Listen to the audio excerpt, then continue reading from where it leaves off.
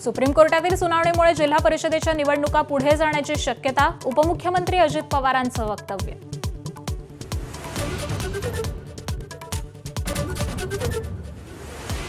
मुख्यमंत्री फडणवीस आणि एकनाथ शिंदेंमधला दुरावा कायम, दिव्याज फाउंडेशनच्या कार्यक्रमात मुख्यमंत्री आणि शिंदेंचा बोला.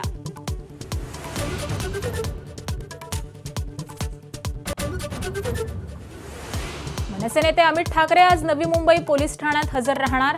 छत्रपती शिवाजी महाराजांच्या पुतळ्याचं विनापरवानगी लोकार्पण केल्यानं अमित ठाकरेंसह पदाधिकाऱ्यांवर गुन्हा. मनसे आज शक्ती प्रदर्शन करणार.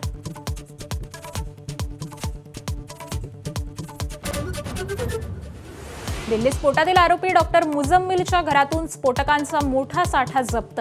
स्फोटकं तयार करण्यासाठी गिरणीचा वापर होत असल्याचा गौप्यस्फोट.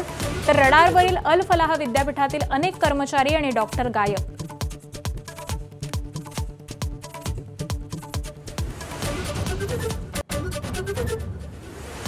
भारतीय महिला क्रिकेट संघाची स्टार खेळाडू उपकर्णधार स्मृती मानधना आणि सिने संगीतकार आणि निर्माता पलाश मुच्छल आज विवाह बंधनात अडकणार. लग्न सोहळ्यासाठी महिला टीम इंडिया सांगलीत दाखल.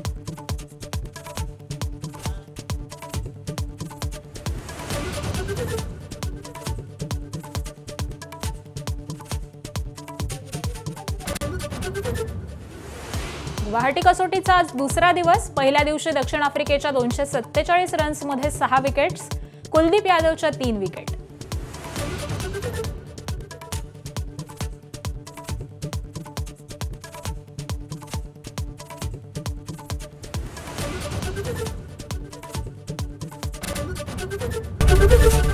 एबीपी माझा, उघडा डोळे बघा नीट.